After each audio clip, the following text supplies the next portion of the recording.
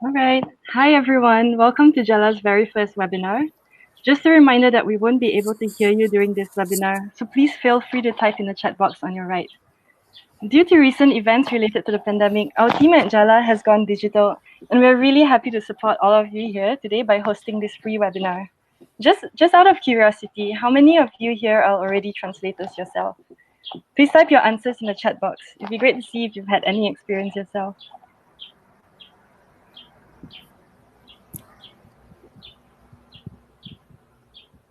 All right.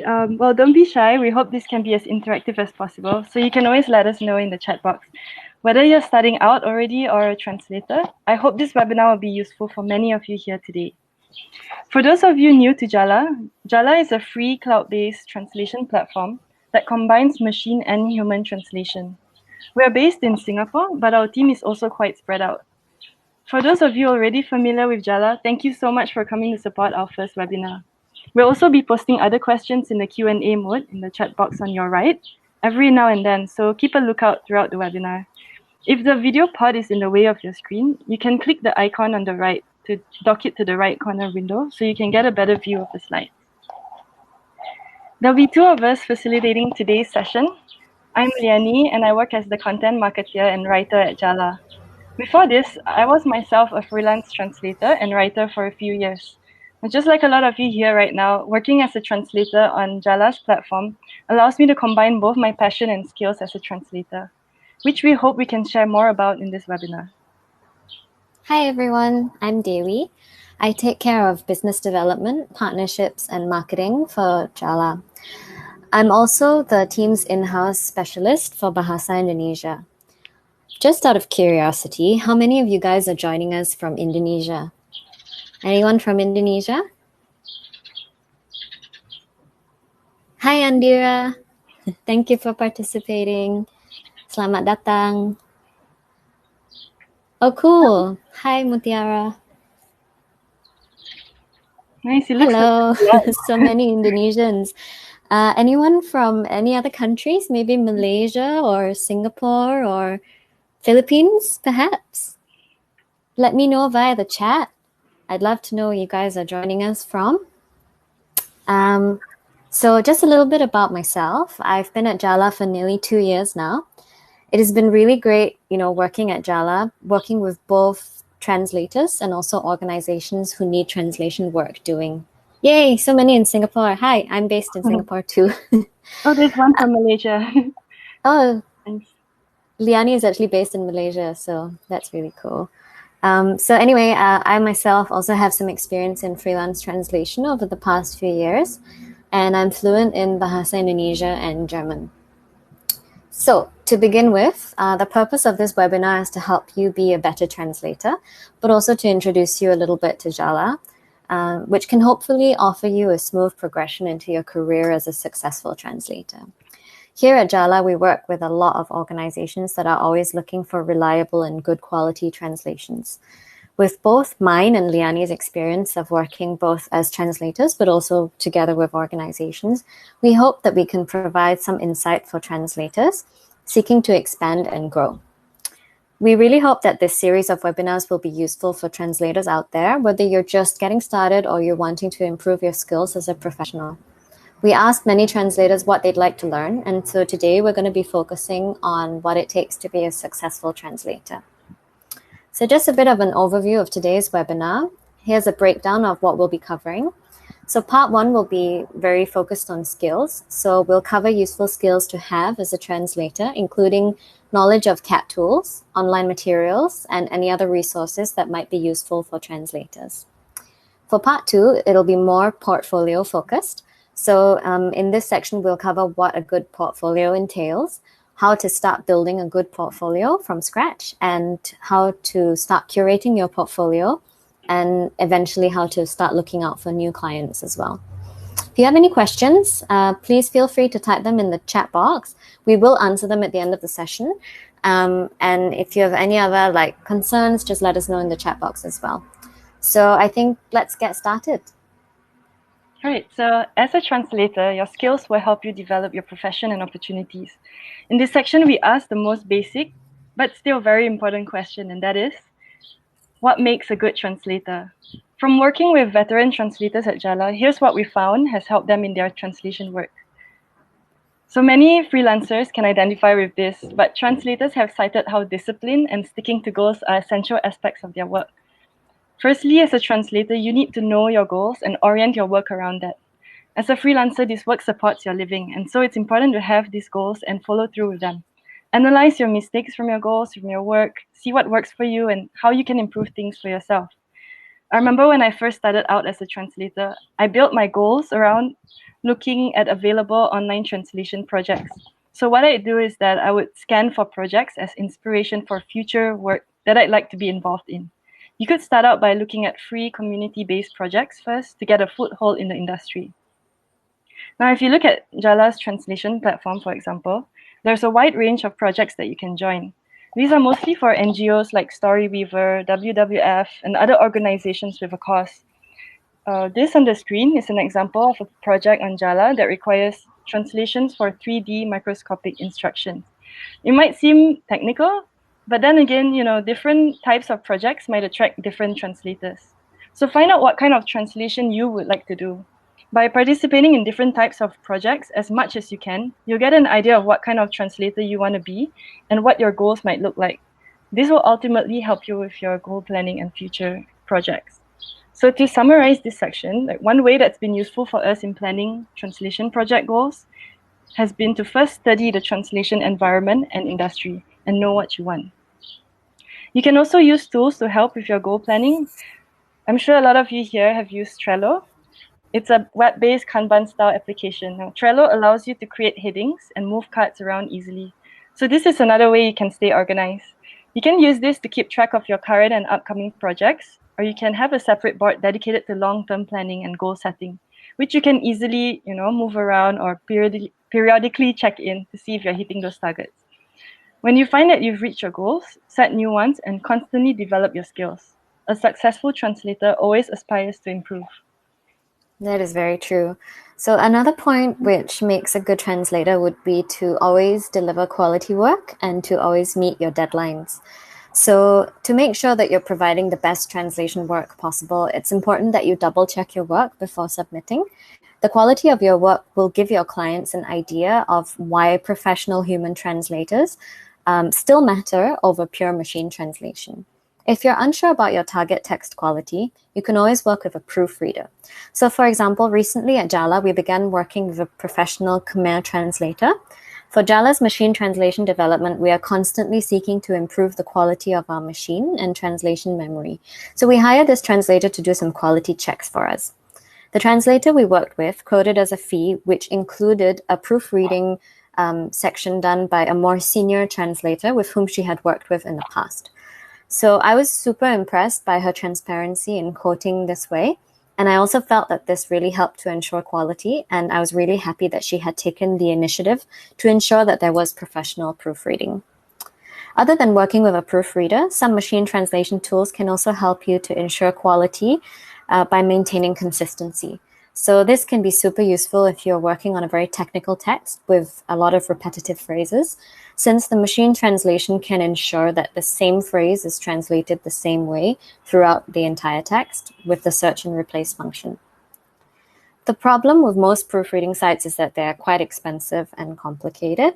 So when I first started using Jala, I found that the cat tool was easy to use and reliable, as I was able to auto-save my translations. This means that the translation has been assisted by a machine. There is also a translation dictionary available as you translate, which will help you to double-check your translation and quality. Another way in which Jala's translation has helped me is that it automatically separates your intended text for translation into separate sentences.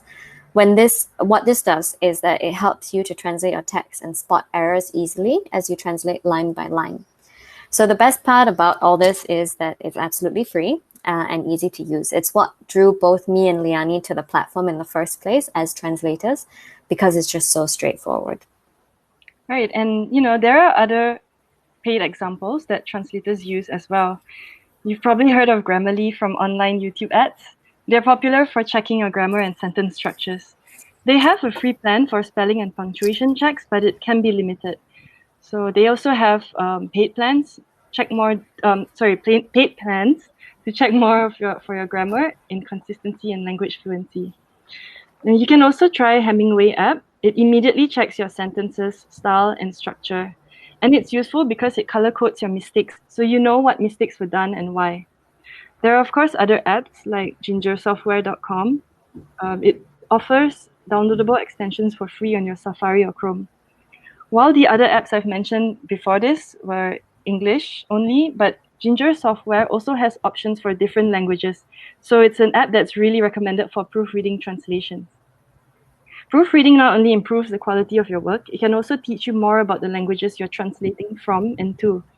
If you feel that you're unable to work with a professional proofreader, you could even look out for someone, who's just starting out to collaborate with, or even your family or friends who speak the target language and are willing to read your work. I remember listening to a children's books translator and how she would share how she would read aloud her translation to children of the target language, just to see if they were responding to it as intended in the original language. So you can be creative in the way that you improve the quality of your work. If you're still not sure about your translation, on Jala there is even a community of translators that you can connect with for tips to improve your quality. Yeah. I think that another thing that makes a good translator is one who always upgrades their skills. Adding on to the point on quality that I mentioned earlier, I feel that a successful translator must always learn. We cannot emphasize enough how important this is. Whether it's to improve your language skills or to pick up skills on using machine translation tools, development, or localization, having good skill sets will give you an edge and set you apart. You can improve your skills by taking up online courses or attending seminars, workshops, and events. For example, at Jala, we are doing this webinar for translators now, but we hope to also host webinars for organizations and perhaps for language enthusiasts in the future. We also put up a lot of content on our blog to help translators learn new skills and offer some tips and tricks whenever we can. Yeah, there really is a lot of content out there. So for example, there's Coursera, which is a very well-known online site that lists several free courses, including Nanjing University's Translation in Practice, Translation Quality Management, and other language courses. We highly recommend a site called trainingfortranslators.com, which currently offers a special free 4-week online course for beginning translators. If you're looking for more resources, you can also access Linda's short videos for translation in creative and business industries. So don't worry about the links to all these. We'll be sending these out to you later at the end of the webinar. But as mentioned, Jala also offers plenty of events. So last year, we did a poetry translation workshop with a well-known Singaporean literary talent, Dr. Nazri, which helped participants learn how to translate poetry into their own languages. It's really amazing how fast you can learn because at the end of this workshop, everyone who attended was able to translate a poem of their liking. In the past, before COVID-19, we held some on-site events such as language meetups. We held one last year, which was co-organized together with Lingua Singapura to engage translators and language enthusiasts in interesting discussions on languages and culture. Now, if you're looking at more online learning courses, Jala will be holding other series of online webinars such as this one as well. Keep a lookout for that on our social media. But basically, our message is this. You should always be hungry for knowledge. We ourselves constantly are taking courses to improve on our own professional skills, and we really encourage you to do the same. Right, and as you upgrade your skills and quality as a translator, it's also important for you to research your rates. Because you're doing this freelance, you're basically your own boss and manager. It's therefore important for you to know your rates to keep supporting your work. When I first started out as a translator, I charged at really low rates. It was something like 3 cents per word, because I didn't know what was appropriate and I didn't understand where my level of experience was. In cases like these, research is very important and it's always good to know the market rate. Not only does this help you receive the pay you deserve, it's also about, giving yourself respect for the skills you've trained so hard for. To know your rates, factor in your translation speed and rate per word, as well as your experience. Be honest and reasonable. Freelancing platforms like Jala's often consider the following factors to help translators set appropriate rates. At the same time, you will be able to negotiate your rates with your clients through such platforms. If it's your first job and you feel insecure about your translation, it's probably better to ask your client for a fair minimum rate first, and then have your text proofread by an experienced reviewer. So in this way, you'll still be able to submit quality work, but you'll also be gaining useful tips to improve your skills. You should also know where your clients are from, whether the company is located in a low-income country or not. It depends on your working relationship with your client. Sometimes offering a lower rate to your loyal clients can show your appreciation towards their loyalty. But always make sure that when you do that, it is never below your minimum rate.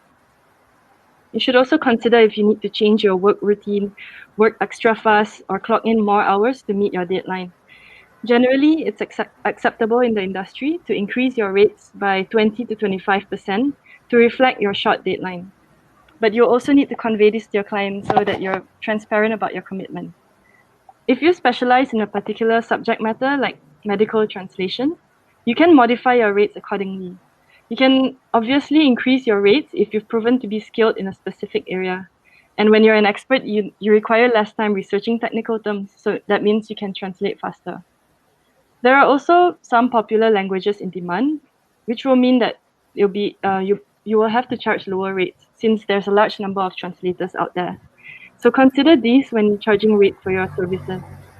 But if you're unable or if you're unsure of how to set your rates, you can look at this table, which is available on proz.com. This table shows translator average rates based on different language pairs. It's a good starting point for minimum rates. So we'll send you the link in email and you can refer to this for reference. Yep. So I find that this table on proz.com is really useful. And it's good to refer to, especially for language pairs that you may not be familiar with in the market that you work in or live in. I think the next point on what makes a good translator will be a translator who masters their translation CAT tools. So it's important to know and work with translation tools that can help you with your translation work. We've previously mentioned proofreading software, but I was just wondering how many of you have heard of CAT tools? Okay, let's see. Leave us a comment in the chat if you use CAT tools already, or you've heard of it, or you want to start using CAT tools. And yeah, we'll talk more about CAT tools. But basically, as a translator, it is important to be familiar with CAT tools, or computer-assisted, or sometimes also called computer-aided translation tools. So this will make your life so much easier, as it can save you up to 30% of your working time. CAT tools break down content into smaller segments, thus helping to increase your productivity. CAT tools don't complete a translation for you, but they do help. So usually CAT tools have a translation memory, which can store previous translations either from a source or a target language to make reference easier. There are plenty of CAT tools on the market with varying price ranges and specializations, but we will get into that a little more in more detail later. So yeah, do leave us a message. I'm really curious to know if any of you have used any CAT tools on the market or are interested in learning about CAT tools. Leave us a message and let us know. So yeah, I think let's take a look at some of the most popular CAT tools used by professional translators. Right. As you can see from the graph, Translators is the most popular CAT tool used by translators. It handles all kinds of formats. They also have tutorials in different languages where you can also create your own glossary list of words. However, while there are more affordable CAT tools on this list here, for example, like WordFast, do note that most of these CAT tools, especially Translators and MemoQ, are paid softwares, and you have to install on your desktop to fully make use of them. This might not always be useful, especially if you're just starting out and looking for a cost-saving alternative. Yeah, so as translators ourselves, we've looked at some popular and more cost-friendly cloud-based CAT tools that we hope would be useful for many of you. So these CAT tools are easy to use and they're all free. Omega T is a free platform, which is actually on par with other paid platforms like Translators and MemoQ with its machine translation tools and glossary links. However, the interface can be a little difficult to navigate around, and you might spend some time figuring that out rather than actually doing your translation work. SmartCat is another one. So this platform streamlines projects, which offers translators to connect directly with agencies for projects. Unlike Omega T, translating on this platform is pretty straightforward without the hassle of figuring out the system, so it's really worth a try, and it does have a paid option, but at the same time, the free version should be enough to begin with, especially if you're just starting out. Next up, there's MakeCat. That lets you upload your files without any licensing costs and offers a collaborative effort between translators, something that's actually shared with other CAT tool platforms as well. And last but not least, of course, there's Jala. So Jala is a CAT tool that's also really easy to use, and it's completely free. Like MakeCat, a translator or organization can opt to seek collaborative translation or choose not to. It has the added advantage of the community factor to help translators get some assistance. So, of course, Jala is a completely free platform, which is great for translators who are just starting out and not really ready to make a commitment to an expensive platform yet. So this is why we suggest that it's important to explore free platforms and trial versions first to see what really works for you before you decide to stick with something. Okay, so before we move on, let's do a really quick check to see whether you guys remember what CAT stands for. It's a multiple choice question. You can submit your answer. I'm sure all of you know the answer. And someone did mention they've heard or tried WordFast as an example of CAT tools. Yeah, WordFast is one of the popular CAT tools amongst translators. So it's good that you have experience in that already. Yeah, that's really great. So have you guys answered your survey? Right, so it looks like a lot of people have chosen computer-assisted translation. Mm-hmm. And that's great because the answer is computer-assisted translation. It's also short for computer-aided translation. Okay. So now that we're clear on what CAT tools are, let's take a look at a CAT tool example. So let's try out Jala's free platform to see how CAT tools might be able to help you in your translation work. CAT tool platforms like Jala also take on a hybrid approach of incorporating machine translation for initial translations, translation memory, and text segmentation, while also connecting its users to a community of translators. So first up, to use Jala, you head to jala.net. If you've already signed up and you already have an account, you just need to sign in, and if not, you will need to sign up first. We do suggest that you fill up your profile and make it as complete as possible. This is important both for organizations and translators. But for translators, it gives you an added edge when you're expressing interest for translation jobs. The more information you include, the better it is for you. So we've pasted the link, the Jala link in the chat pod, so you can check that out. After signing in, you'll get to see the Discover page. So what you can see on the slide here is our Discover page. This is where all the projects currently available on the platform are listed. Featured projects can be found up here at the top banner, whereas everything else can be found below. So you can also explore this page if you're looking for projects to translate. You can browse through the projects here, and if anything strikes your interest, you just click Submit on the project by clicking the project card. So now let's head to your workspace. This is where you can work on your translations. You can upload a private project that you wish to work on here. You can create a new project on the left side or on the right. So on the right, we've highlighted it for you, new project, you just click on that, or on the left panel, there's an orange button that says create new project. So you simply click on create a project, and then you select private project, which is on the left, and you can upload a document here. So you can upload it in PDF, Word doc, Excel, or even TXT format, or you can also choose to copy and paste your text.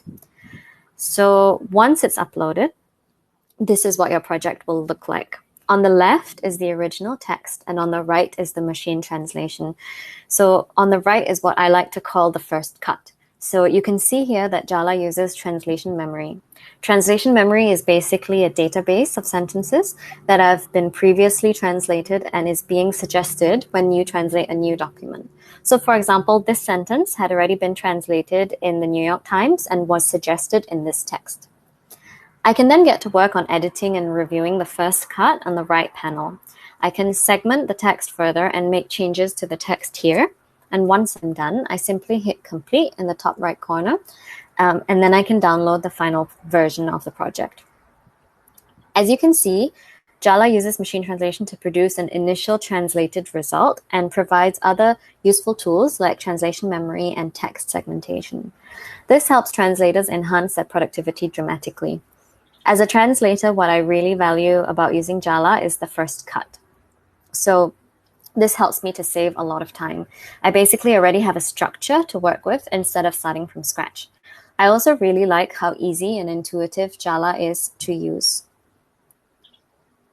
So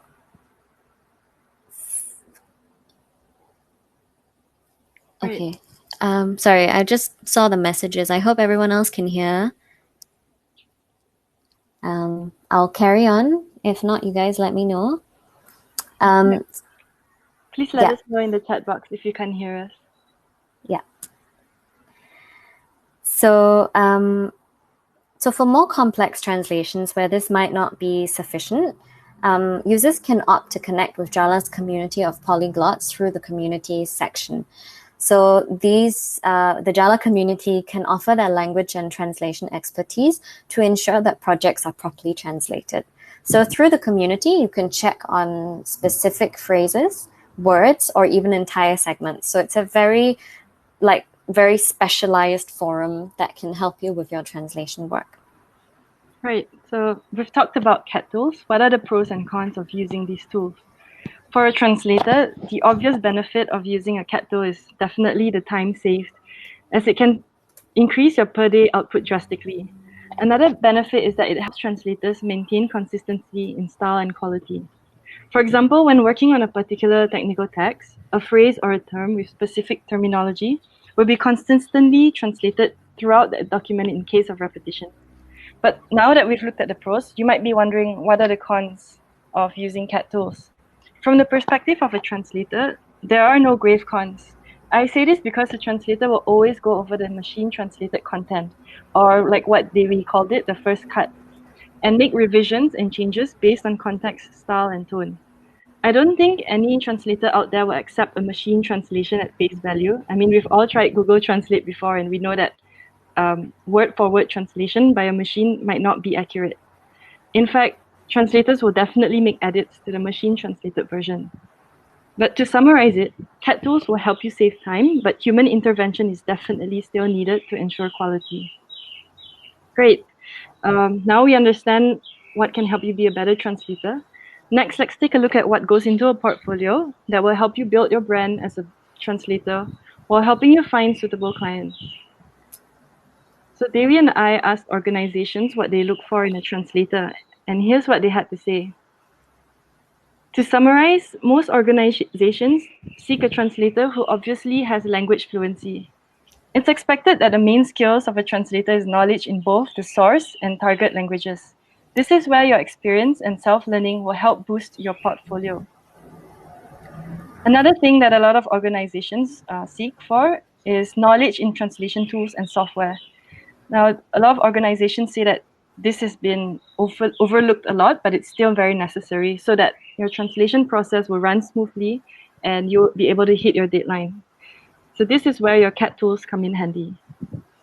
Yeah. Another thing that organizations look for is quality. So organizations are always very concerned with the outcome of their translation work and the quality of it. So it's really important to be able to distinguish yourself and to see where you stand as a translator, be it as an amateur or as a professional. And organizations often look for reviewers. So for example, we've been working with Storyweaver quite a bit, and perhaps some of you have even translated, those of you who are Jala users may have translated some of Storyweaver's projects on our platform. So Storyweaver is an NGO, and they provide storybooks for children across the world and hence they look for translation. And when we started working with them, one of the main concerns they had was on translation quality, and they really wanted to make sure that there was someone checking the final translation before they would upload it onto their website. So we came up with a reviewing process where an in-house Jala language specialist actually reviewed the translation after a public Jala user had translated the work. So this was an added measure that we took to ensure for good quality. And another thing that organizations have told us that they look for is speed or time. So certain projects can be time sensitive, and often organizations are looking for translators who can meet tight deadlines and are comfortable with very quick turnovers. So while this may not always be the case, being able to respond to very urgent service level agreements might give you an edge over other translators because organizations are looking for it. So this can be the case when it comes to translation projects with a sense of urgency. So, for example, last year we worked with WWF, and they had a very important press release which needed to go out by a certain date. So they needed the translation done very quickly. So that was something where we were able to kind of, have an edge and give them the press release when they needed it so that they could meet their news cycle deadline. The last thing that organizations look for is communication. So as we've mentioned before, communicating with your clients about your work commitments and delays or possible delays in submission is really, really important. So being honest and having the ability to maintain good terms with your client will help to build a long-lasting working relationship, and your client may even recommend you to someone else.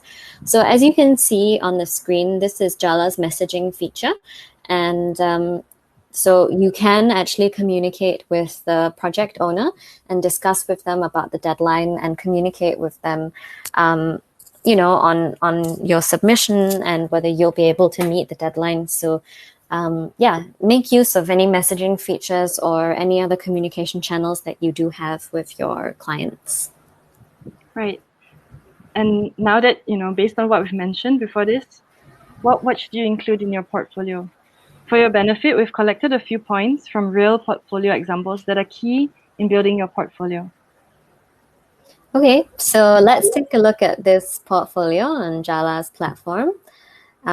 This actually happens to be my portfolio, my private portfolio on Jala. I actually started translating on Jala a good year before I joined Jala, so I've had this profile for a while. So on Jala, users can include their work history and testimonials in a simple and very clear fashion. So it's very important to note that when you fill out a profile, you must be as complete as possible in every category that you can. So firstly, the description or biography will be the first thing that people see. So it'll be really good if you can highlight it there. Here you should describe what your translation or work strengths are. You can also include your years of experience and employment details, and you can let clients know what makes you unique. Your expertise should also be highlighted. So what kind of expertise you have when you work on translations. Let people know what kinds of documents you translate, and that way your client will be able to sort of suss out your level of expertise as well. And lastly, you should really fill up details about your language proficiency. So showing your language skill sets will immediately inform your clients of your expertise. So be specific with your proficiency level. As you can see here on the screen, I've put English and Indonesian as native bilingual level, but for German, I've put professional. So because I don't use my German very much, and it's been a while since I moved away from Germany, I wasn't too comfortable at putting it as native or bilingual. So I put it at professional just to indicate my comfort levels. Right, and adding on to that about skills and proficiency, you should always display your skills in detail. Think of what you have to offer and what your ideal client would look for. So this is where all your skills learning can now be displayed, and don't shy away from showing them off. Here's another example of a detailed description or bio.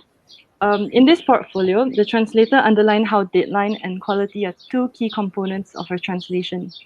Mentioning this to clients show how the translator takes these into serious consideration. Because of this translator was rated as 100% successful with getting quality job offers. It's also important to mention your work values. Every client would want to know, or would want to work with someone who has positive work values and who they can rely on for quality work. Yeah, we'll show you another portfolio from previous projects that have, happened on Jala. So this Jala portfolio is an example taken from one of our most active Jala users. Her name is Lydia, and she's participated in several of our Story Weaver projects to translate children's books.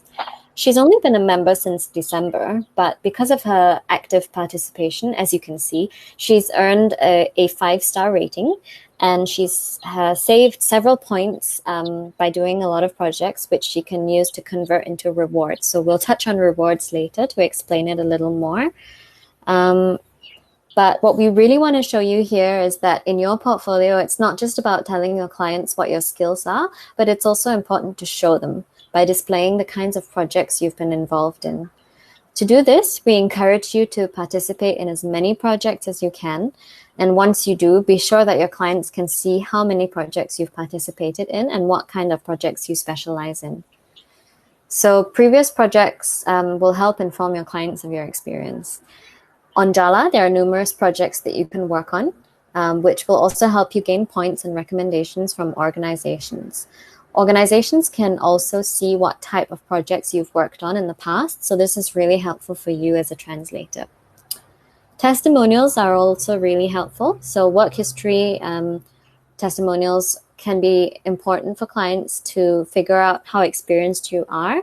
And whenever you're done with a project, it would be really good if you can seek your clients' feedback and referrals and maintain continuous contact with your clients just to, ensure that you will be referred or recommended for other jobs in the future.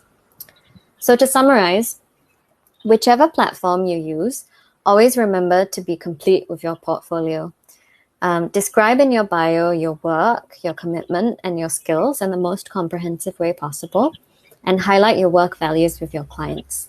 Be honest and clear with your rates per hour and specialized area. Display your skill sets and USPs, unique selling points. Show your work history and testimonials from your previous clients. And our final tip would be to make yourself accessible. So include your contact information and be responsive. Using free online platforms like Jala, for example, will help you directly message your clients without needing an agent or having to pay any additional fees.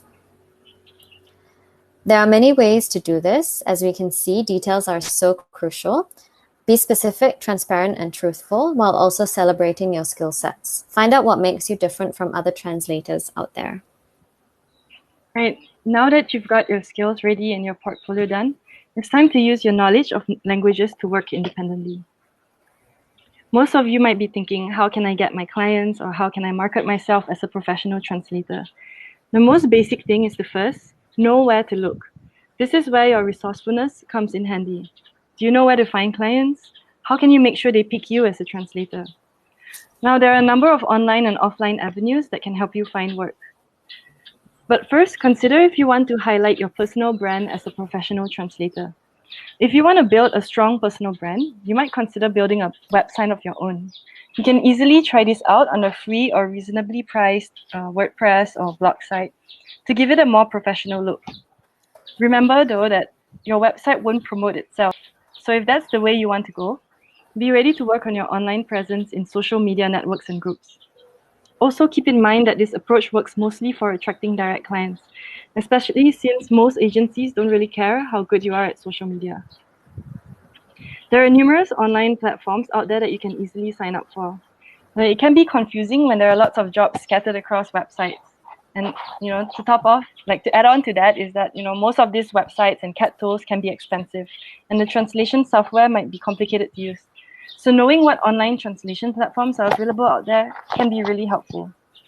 Jala, for example, is a cloud-based solution that is easy to use and highly accessible. It's a platform where you can build your portfolio, as Devi mentioned earlier, and earn money as you progress. As we mentioned before, it's an online platform for translators starting out, as it offers a free membership with numerous new non-profit projects for you to contribute to. It will also be worthwhile to build your portfolio through client referrals and points so that you can be recommended for future paid projects. With platforms like Jala, you'll also be able to negotiate directly with the client. Working on pro bono projects means you can gain exposure and you'll also be rewarded with points where you can spend on other meaningful returns. With earned points, you can redeem useful rewards. We've so far have had rewards which are like language subscriptions and donations towards causes and NGOs.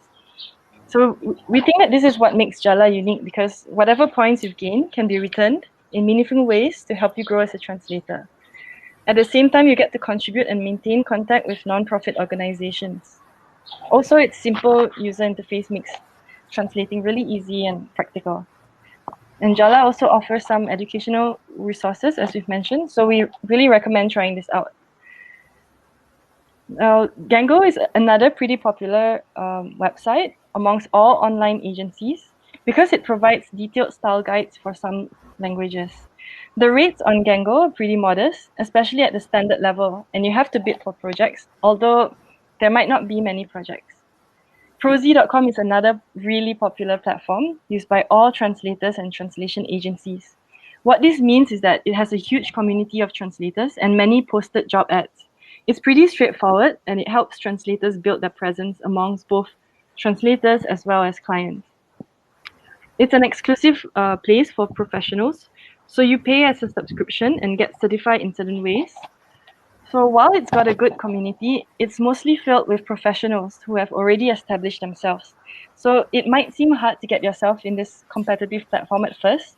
Nonetheless, it's a good goal or a good place to aspire for. Yeah, and I think in addition to Prosy and Gango, there's also Upwork. So Upwork is a general marketplace for freelancing opportunities. And it has become the kind of go-to default platform for anyone starting to freelance in basically any profession.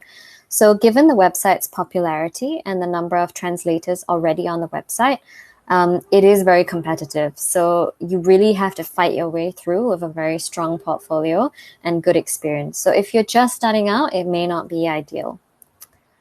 And last up, there are obviously also Facebook and Reddit groups. So there are numerous groups online that you can join that continue to post jobs out there for translators, such as Translation Jobs and Succeed as a Freelance Translator, which are both Facebook groups. Don't worry about Reddit and Facebook groups. We will be sending you a link, a document with links to these groups. So if you're interested to join, you'll be able to do so after the webinar. So if you want to explore or look what these groups have, you can explore that later. So last up, you can also consider to join a professional translation organization. So if you'd like to look for more traditional organizations, you can look at several language service providers or LSPs. So an LSP is a common term for a company or partner that provides a broad range of translation or linguistic services. Basically, this is something you can look into if you want to work professionally and not freelance. Some LSPs employ in-house translators, while others have extensive databases of freelancers. In both cases, the biggest value a customer gets from an LSP is having a single point of contact and responsibility for all translation requests. At the same time, LSPs introduce their own markup into the cost structure. So a relatively tech-savvy person may want to work directly with freelance translators and use tools instead. So there are some examples of LSPs and translation companies. Translated.net and LineBridge, these would allow you to work professionally and they can be quite vigorous, but these top sites are really recommended if you're looking to make a translation profession your full-time thing. And there are a couple of other examples as well, like TransPerfect, Language Line Solutions, and TransLife. So they're all quite huge. They're all worth applying for if you really are opting to go with the freelance translator option. You can also consider joining translation associations. So translation associations help you to increase your visibility and experience as a translator. Some examples include the International Association of Professional Translators and Interpreters, which is an international group that held several holds several conferences a year, and they discuss things like translators' rights and rates. You can also try for translation associations within your own countries, which can help you with localization and language-specific translation. So in Malaysia, there's the Malaysian Translators Association. In Indonesia, there's the Himpunan Penerjemah Indonesia. And then there's always Translators Without Borders, which is another example which combines translation with humanitarian aid. It is voluntary, but it is a useful tool to have, and it is useful to join. So perhaps some of you know some translation associations within your own countries that you'd like to share with everyone. If so, please feel free to share them in the chat below. It would be really great. So looks like we've reached the end of our session. We really hope that we've managed to cover all the important basics towards being a more professional translator. So I think now Liani and I will go through some of the questions that you may have asked throughout the webinar. And if you still have some, do drop us the questions now, and we'll start answering your questions. Yeah, please feel free to type in the chat box on your right if you have any questions for us.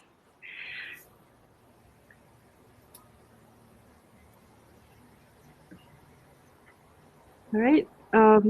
Anything about CAT tools or about building a portfolio or finding clients? Okay, I see 4 people are typing, so we'll give them a little bit of time to come up with their questions. And do make sure if you're typing up a question, it's in question mode and not chat mode. So as you can see, there's a little circle, so you can toggle between you can toggle between question mode or chat mode. Okay, I think maybe I will copy Mutiara's question into a question mode so that everyone else can see it, Liani. Okay. Right, so Mutiara has a question here. Is it possible for joining professional translations agency if my study background is not about linguistics? We think that it is actually, as long as you've had or if you've tried translation before. Actually, to be honest, me and Dewi, we did not study translation studies or linguistics in university, but we did do history.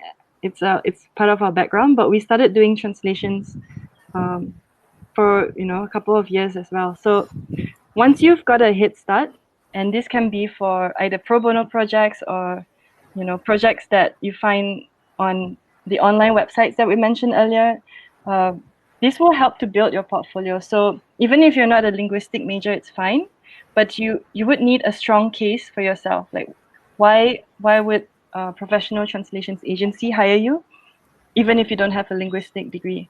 So at this day and age, like, it's totally fine not to have a degree if you've had a certain amount of experience in the field.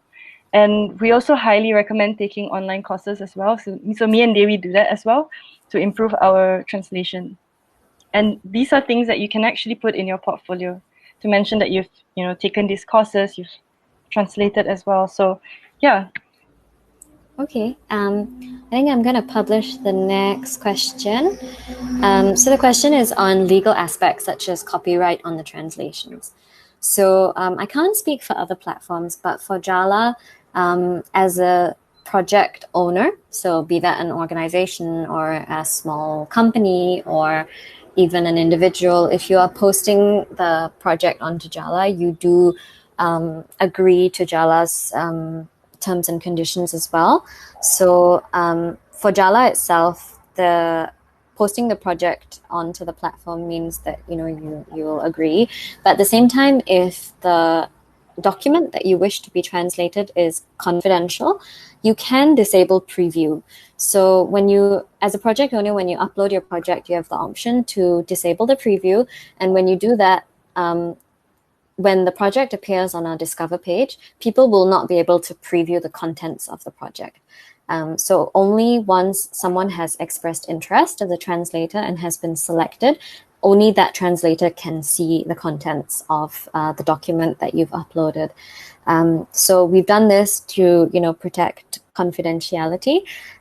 We do have the feature to show preview because sometimes if it's a very technical text, we would encourage translators to take a look first before submitting their interest. But we also understand that confidentiality could be an issue. So that's why we have the disable preview function on Jala as well. Right, and here is also where communication with your client matters. So normally, whenever you engage in a translation project, the client would already provide an NDA form, an agreement for you to sign, so that both parties are on the same page about copyright and permission to show your translation. So if the client doesn't provide this, you might need to probe or ask your client to provide or make an NDA agreement so that your translations will be protected. This is especially important for book publications and things that are being published online as well. Yeah, and it's also the case for legal documents.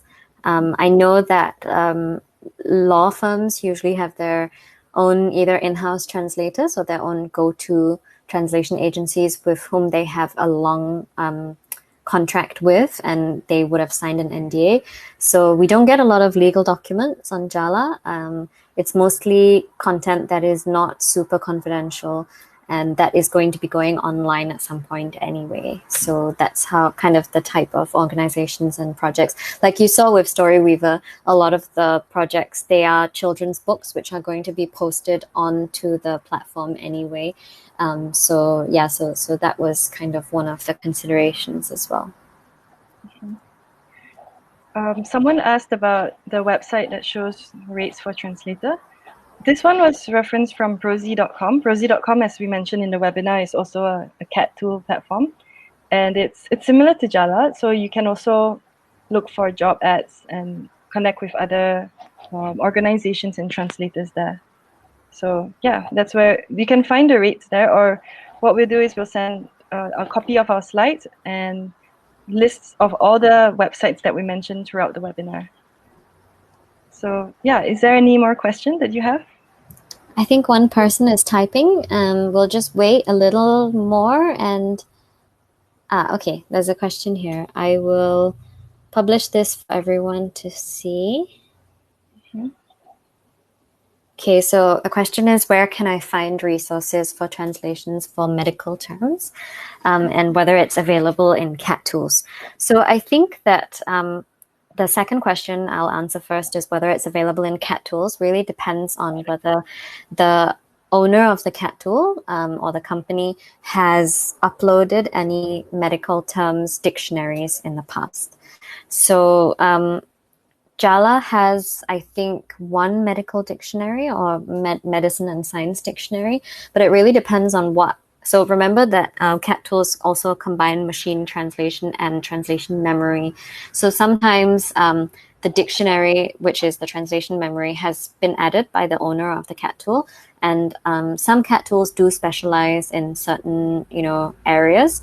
Off the top of my head, I'm not able to answer which CAT tools specialize in which areas. So for medical terms itself, you may need to do a little more research to find a CAT tool platform that specializes in medical terms. There are lots of websites that offer this. There's even a medical translation agency. I think they have their own website under GTS translation. But most of these CAT tool platforms, they have blogs and resources for translators using these CAT tools. So most likely there are resources for translations, but because medical terms are very specific, so like we mentioned, some websites do specialize in that, or they offer resources for medical terms. Right. Yeah. Okay. There's another question here. How do I? Maybe I'll publish this one. When is it better to charge by the hour compared to by word? Most translators will recommend charging by the word, regardless of the document, because translation is unique because every word is, or every difficulty of of every word is different, right? So sometimes one word will take really fast to translate when another word doesn't, and it might take you longer. So translators will always vouch for charging by the word. Some even translate including numbers or even punctuation. So it's fairer to the translator to charge by the word. Yeah, Dewi, do you have anything else to add on to that? Yeah, I think I have always charged by the word. My experience in translating so far has mostly been media, news related articles or historical essays and pieces. And I just found that there often had to be quite a bit of research, quite a bit of further reading. And translating by the word felt fairer than translating by the hour because yeah, sometimes you need a little longer to do some research on the context of the word. And yeah, I think that it's more common to translate by the word. I think increasingly also when I've ordered German translations in my previous job, they all also translated by the word. But of course, if it needs to be done in a certain amount of hours, then you can always consider charging an express rate. So like Liani mentioned, you can charge a few percent higher. And this is really common with translators as well. So if it really has a very quick turnover or it needs to be done in, let's say, 3 hours, which would normally take a day, then you can consider breaking it down to an additional hourly rate to speed things up. But I think quite generally, most translators would charge by the word. Yeah, I remember I did make a mistake once as well where I charged based on the hour, but it was for a book publication. So I translated a book, but it was I took a much longer time than I thought I would. But it was also, yeah, so it really depends on, like how fast you're working or how difficult your document is. Yeah. Okay, we have 2 more questions. I think we'll tackle these and then we will need to end the webinar. But so this question was by Audric, and his question is, hi there, does translation have a similar tactic to interpretation? So neither Liani or I are actually trained in interpretation, so it'll be a little harder for us to answer, although I have done it a few times in tight spots in my life in the past. Personally, I feel that interpretation has a very, very different tactic because you don't have time to do research. You really, in interpretation, you have to do it on the spot. So usually interpretation requires a lot of preparation in advance. Like let's say you are going to interpret a meeting between, this happened to me, I had to interpret a meeting between a police general in Indonesia and a group of students. And the students could not speak Bahasa and the police general could not speak English. So it was good for me to kind of research a little bit on the topic that they were going to be speaking about, and also to find out a little bit more on the customs, when you speak to police and when police speaks to you, the sort of respect and customs in Indonesia. So that's one thing. Another thing is that when you are doing interpretation, you usually are doing it on the spot. So it's good to have a notebook to take notes and to kind of, make sure that you're getting everything and you're not missing anything important. So I think in terms of translation and interpretation, while you're probably using the same side of your brain, I do think interpretation is a lot more intense and there's a lot more pressure to perform, whereas translation, you are kind of, like Liani said, you're kind of, if you're freelancing, you're in your own space, you're your own boss and your own manager as well. I don't know if you have anything to add on to that, Liani. No, I have no experience with interpretation, so I think, like what you said, like it's two very different things, and it challenges you as a polyglot in different ways. Yeah, definitely. Okay, so I think that's all the time we have for now.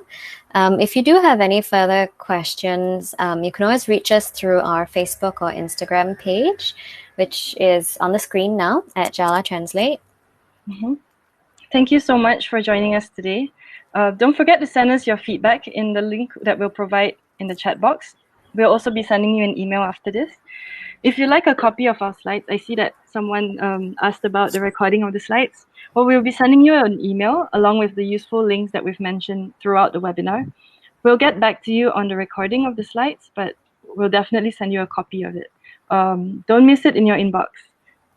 Yeah, so we at Jala are also always looking for translators to work with. So if you are interested and if you'd like to kickstart your translation experience, you can sign up as a translator at jala.net and start translating. Right. Happy Good Friday and Easter Sunday for those who celebrate. Please have a great weekend and stay safe, everyone. Yeah, thanks again and keep a lookout for our next webinar. Thank you so much for joining us. Thank you, everyone. Terima kasih. Bye. Terima kasih. Bye. So yeah, keep a lookout for the email in your inbox that we'll send after this. Take care. Bye.